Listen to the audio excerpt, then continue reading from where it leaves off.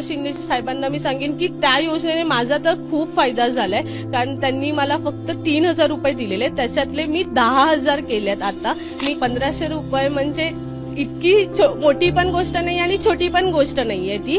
त्याच्यामध्ये आपण कसा इन्व्हेस्ट करतो त्याच्यातून आपल्याला समजतं. ते 1,500 रुपयाचा अनेक फायदे होऊ शकतात. जसं की मी घेतलंय 1,500 रुपये इन्व्हेस्ट करून माझे आता 10,000 पर्यंत तरी झालेत ह्या 15 दिवसामध्ये. मी इतर लोकांना सांगू इच्छिते की त्यांनीही असंच काहीतरी इन्व्हेस्टमेंट करून आपण त्याचा अजून हे घेतलं पाहिजे. मंडळी, ही आपली लाडकी बहीण तुम्हाला आठवते का? मुंबईतल्या काळा चौकी इथे राहणारी ही प्रणाली बारड 14 ऑगस्ट 2024 या दिवशी राज्यात मुख्यमंत्री माझी लाडकी बहीण योजनेचा पहिला हप्ता सर्व लाडक्या बहिणींच्या खात्यावर जमा झाला. जुलै आणि ऑगस्ट महिन्याचे मिळून 3,000 रुपये महिलांच्या खात्यावर जमा झाले होते. हे 3,000 रुपये प्रणाली बारड हिच्याही खात्यावरती जमा झाले. यातील 1,500 रुपयांची गुंतवणूक करण्याचं प्रणालीनं ठरवलं आणि तिनं त्यातून घुंगरू विकत आणले. गणपतीत आरती बोलताना घुंगरू वापरतात हे तिनं सर्वांना पटवून दिलं. हे घुंगरू विकून तिनं तब्बल 10,000 रुपये कमवले. प्रणालीची ही कथा तेव्हा अक्षरशः अनेकांपर्यंत पोहोचली. शिवसेनेचे मुख्य नेते आणि उपमुख्यमंत्री माननीय एकनाथ शिंदे यांच्या संकल्पनेतून साकार झालेली ही योजना तेव्हा प्रणालीप्रमाणे अनेक महिलांच्या यशोगाथेची साथीदार झाली.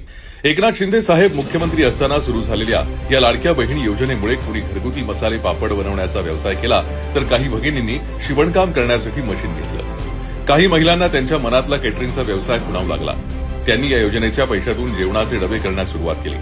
कुणी भाजीपाला विक्री केली तर कुणी बांगड्या विकण्यासाठी सरसावल्या. या सर्वच लाडक्या बहिणींना लाडकी बहीण योजनेनं खूप मोठा आधार दिला. ही योजना सुरू करण्यामागचं कारण सांगताना एकनाथ शिंदे साहेब नेहमीच आपल्या कुटुंबाचं उदाहरण देतात. घराचा खर्च भागवताना आपली आई आणि पत्नीच्या डोळ्यातील अश्रू पाहिल्याचं त्यांनी सांगितलं. एकनाथ शिंदे साहेबांनी माझी लाडकी बहीण योजना अंमलात आणल्यानं महाराष्ट्रातील लाखो भगिनी आर्थिकदृष्ट्या सक्षम झाल्या. त्यांना केवळ या योजनेमुळे आपल्या पायावरच उभं राहता आलं नाही, तर त्यांना योजनेमुळे स्वतःची ओळख निर्माण करता आली. कदाचित ही योजनाच आपल्या भगिनींना एका भावानं रक्षाबंधनानिमित्त दिलेली ओवाळणी होती. कारण रक्षाबंधनात एक भाऊ आपल्या बहिणीचं रक्षण करतो. या योजनेमुळे बहिणींचं आर्थिकदृष्ट्या रक्षण करण्याचं काम खऱ्या अर्थानं पूर्ण झालं.